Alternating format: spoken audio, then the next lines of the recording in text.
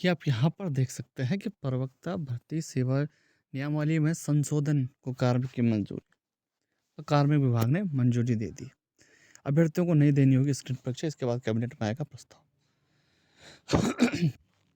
तो यार देखिए, ये समझ नहीं आ रहा है कि आयोग किस दिशा में जा रहा है। देखो, जनता ने तो एक साथ नहीं रहना है, किसी ने कुछ कहना है, कोई स्क्रीनिंग के पक्ष में है, कोई नहीं है, कोई है, कोई नहीं है।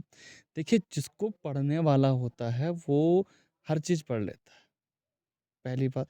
दूसरी बात, चलो ठीक है, आपको एक्सपर्ट चाहिए, तो फिर अगर इतनी बड़ी परीक्षा में अगर प्री और मेंस नहीं होता, सीधे डायरेक्ट होता है, तो फिर किस बेस पे ये भर्ती दी जाएगी? क्या इसका लेवल रह जाएगा? पहली बात।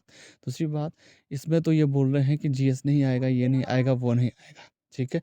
तो अगर वो नहीं आएगा, ये नहीं आएगा, तो फिर एलटी की बात करें, अगर एलटी में यूटेट भी चाहिए होता है, कोई भी टीईटी एग्ज़ाम पास चाहिए होता है, उसके बाद 50% जो है जीएस और टीचिंग पेडागोजी और ये सब चीज़ें आती हैं।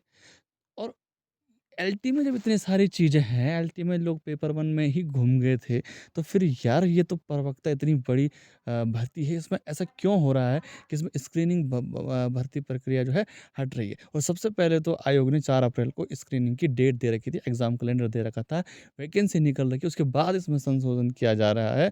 तो ये कहीं न कहीं जब 3 महीने रह चुके हैं, 4 महीने परीक्षाओं को रह चुके हैं, तो वो लोग जब जो वो भी लोग हैं जो बेचारे तैयारी कर रहे हैं अपने अपने सब्जेक्ट को किनारे करके पहले स्क्रीनिंग की ओर ध्यान दे रहे हैं और इस प्रकार से जो है भटकाव आयोग कर रहा है।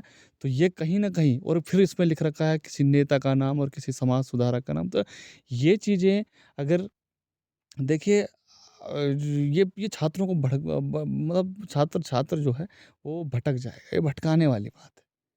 तो होता क्या है, कैसा होता है, शायद इसी भर्ती से ही और इसी भर्ती के लिए ही है जो ये निकल लगी।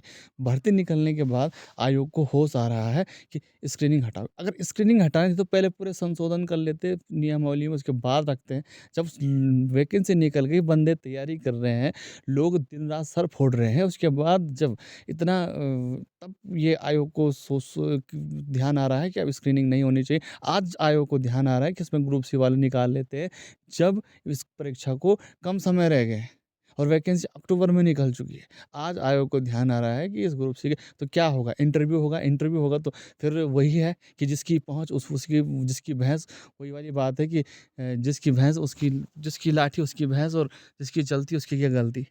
फिर ऐसे ही होगा, फिर जिसकी बेचारे की जो पहुँच नहीं होगी वो कुछ नहीं होगा, बेचारा वो वैसे ही पीछे रह जाएगा। तो ये चीज़ें हैं और हमारे देश में कभी कुछ भला नहीं होने वाला है, ख़ास करके उत्तराखंड। उत्तराखंड जो बना है, वो चंद लोगों के लिए ही बना है, गरीब जनता के लिए उत्तराखंड बिल्कुल भी नहीं बना है। क्योंकि इस प्रकार से जब कभी नियमावली पे नियम, पहले इंटरव्यू होता है, फिर वो हटाए, फिर ये हुआ, फिर वो हटाए, मतलब कुछ समझ में नहीं आ रहा है। और गिने-चुने लोग, भैया आप कोई कह रहे हैं कि ग्रुप सी वाले निकाल लें, तो भैया मेरिट देखो ना, आप मेरिट देखिए, सिर्फ़ मैथ्स, फिज़िक्स इन्हीं की मेरिट तो कम जाती है। और मैथ्स की क्या, एलटी में नहीं गए मैथ्स की, इससे पहले जब वो वैकेंसी जब पेपर सिर्फ़ अपने-अपने पेपर को ही जब लिया जाता था, उस वक़्त मैथ्स, फिज़िक्स इनकी वो कम नहीं जाती थी मेरिट, बिल्कुल जाती थी। ये बंदों में कमी है और फिर इस प्रकार से जो फेर-बदल हो रहा है, ये कहीं न कहीं गरीब जो छात्र है, उसके साथ ही धोखा है, जो सब कुछ पढ़ रहा है, जो सर फोड़ रहा है जो। तो ये चीज़ें हैं और बाद बाकी ये मेरे विचार थे जो मैंने अभी साझे किए और ये अच्छी न्यूज़ मुझे लगी नहीं, पेपर के कुछ समय पहले ये वैकेंसी आने से पहले से ही शुरू हो जानी चाहिए थी। और रही बात उसकी, जब स्क्रीनिंग हुई हुई तो देखो कितनी कितनी जा रखी है मेरिट। भैया अगर 200 का नंबर का पेपर है, तो किसी में 130, किसी में 140 ऐसे मेरिट जा रही है, कि किसी में 50 जा रखी है, कि किसी में 30 जा रही है, किसी में 60 जा रही है, बताइए? मैथ साइंस में तो आप कुछ भी करा लो, मैथ साइंस में तो वैसे भी कम मेरिट जाएँगे, ये तो तय है। तो ऐसी चीज़ें होती है। बाद बाकी आप आर्ट्स साइड के सब्जेक्ट देख लो, कितनी ज़्यादा मेरिट जा रही है।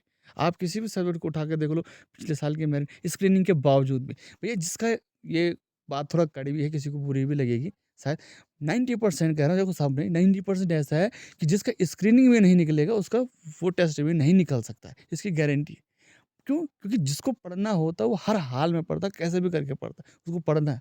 ये सब बोलने वाली बात है और इसके बाद ये चीज़ें, ख़ैर भैया अब हम तो ठहरे क्योंकि सरकारी नौकरी के पीछे वाले हमने तो अब जैसे भी कोई भी हो जो स्क्रीनिंग की तैयारी में लगा है, उसने तो अब चलना ही है। उसने तो अब वो अगर आयोग जो है परीक्षा के 2 दिन पहले भी अगर इस नियमावली को चेंज करता, तो हम उस स्क्रीनिंग को दरकिनारा पेडागोजी को दरकिनारा करके और वो रीज़निंग को दरकिनारा भैया पेडागोजी की लोगों ने बंदों ने 50-50 किताबें खरीद रखी है स्क्रीनिंग के लिए। तुम्हें पता है वो किस खून-पसीने से उसने तैयारी की होगी, किस खून-पसीने से उसने जो है वो किताबें खरीदी होगी कि ये सरकार ने नहीं दे रखे हैं पैसे। हमने तो मतलब दिहाड़ी मज़दूरी करके हम लोगों ने जो है वो किताबों के लिए पैसे इकट्ठे किए, कोचिंग के लिए पैसे इकट्ठे किए, ऐसे ही नहीं होता है।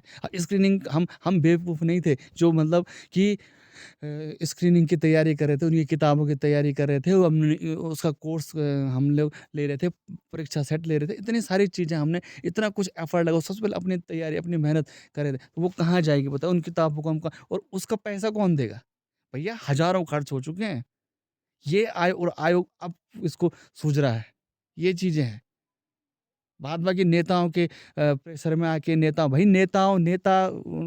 का बच्चा ना उसको तैयारी सरकारी नौकरी की तैयारी नहीं करनी होती, उसको वो तैयारी करवाता है, ठीक है? वो तो नौकरी लगवाता है। गरीब के बच्चे से पूछो, गरीब व्यक्ति से पूछो।